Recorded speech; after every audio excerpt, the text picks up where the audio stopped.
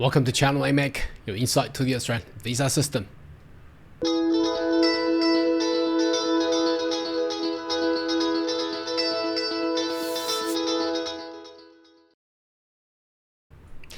Good day everyone, my name is Carl Young, your online YouTube visa consultant.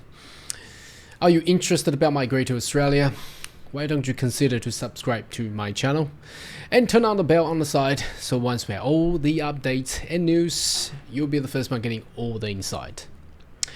Now, today's video, I would like to discuss a news article coming from, I think it's a Property Council of Australia. Now, it's not a news, sorry, it actually came out last week. Now, I've been on a business trip, and also last week was bombarded with all the new policy announcement in regards to 485 visa, age requirements, and also the new point test system.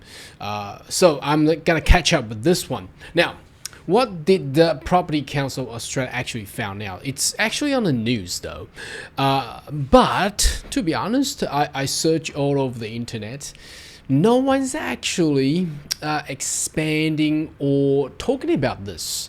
Now, only the industry people knows about this. So you can see it's... Well, anyway, let's jump in there, have a look, and I'll provide what I think, and perhaps you can provide some input as well.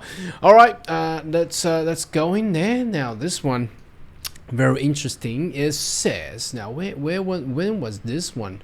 This news came out. So it was 27th of April. So obvious today is the 2nd of May already.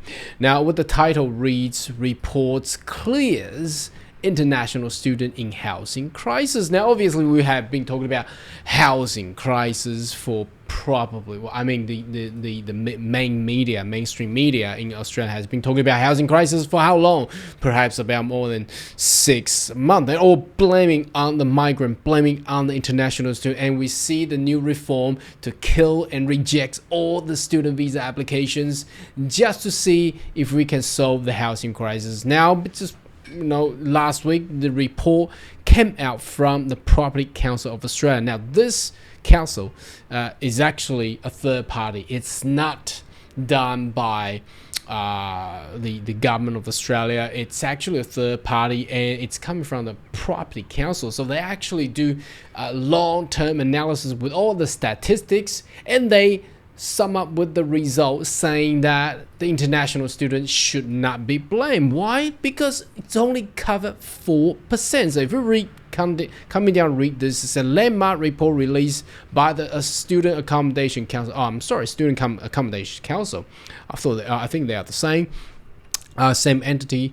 The other news I read, it was Property Council, but anyhow, has found that international student who constitute only 4%, only 4%. Now, with the rest of 96 is all the domestic students, including all the domestic Australians, not the students. Student only count about 4% on the rental market. Oh, here we go. Property Council has reported. So Property Council is also the Student Accommodation Council.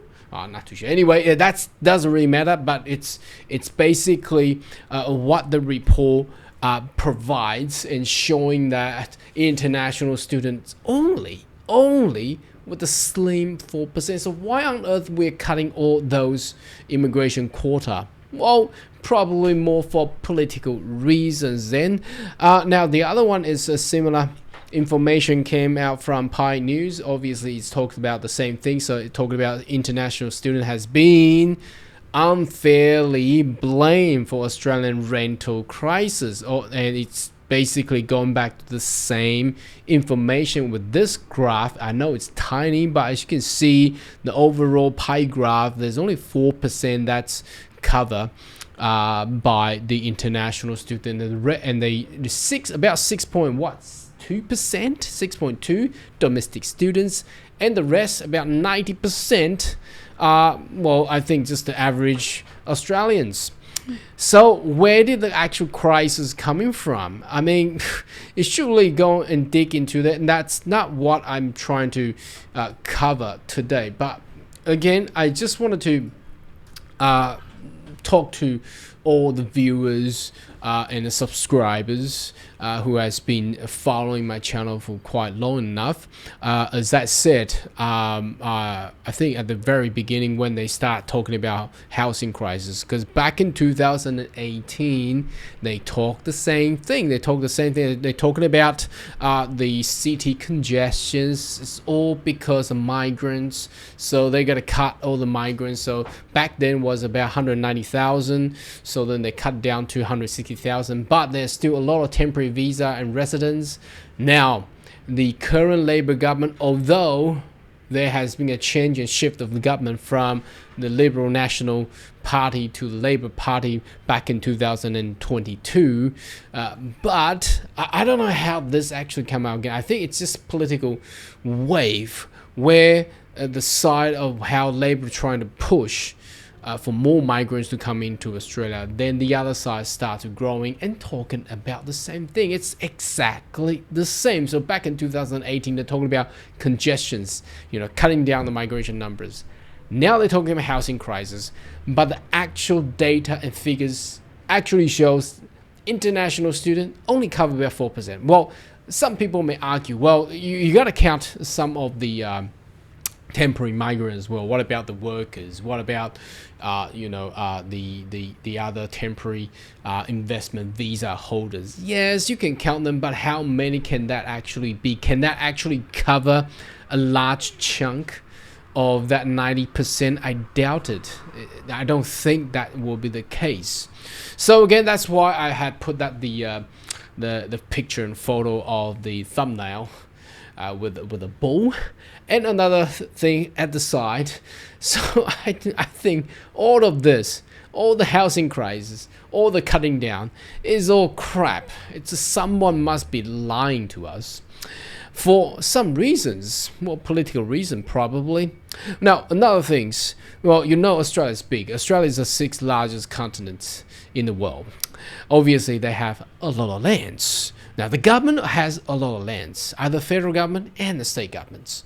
Now if housing is actually the crisis, why doesn't any government come out to start to build more houses? I mean, the houses doesn't have to be luxury.